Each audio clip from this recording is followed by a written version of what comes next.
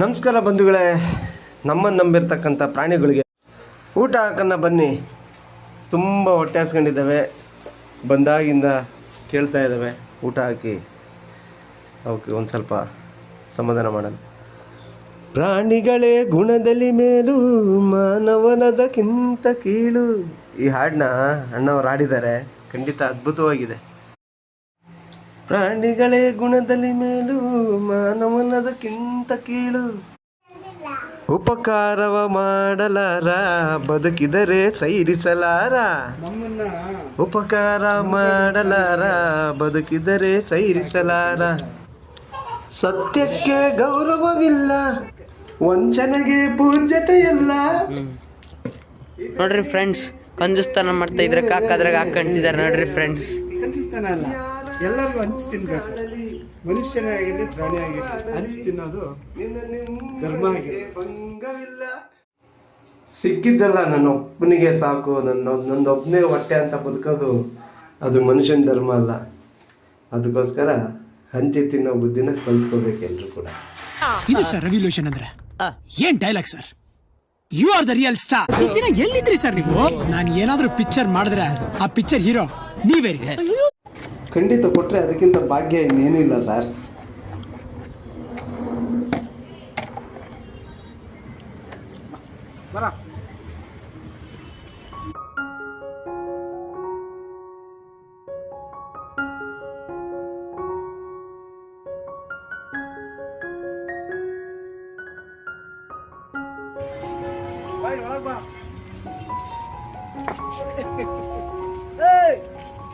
ಸುಂದರ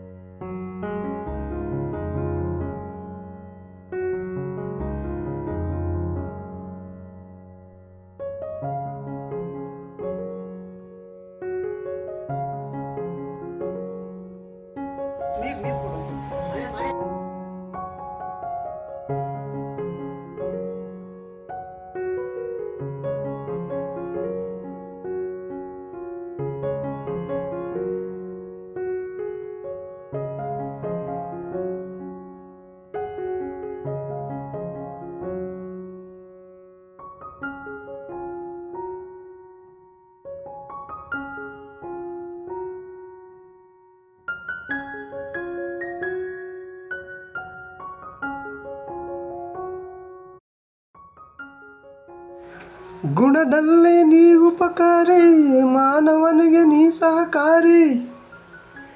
ಗುಣದಲ್ಲಿ ನೀ ಉಪಕಾರಿ, ಮಾನವನಿಗೆ ನೀ ಸಹಕಾರಿ.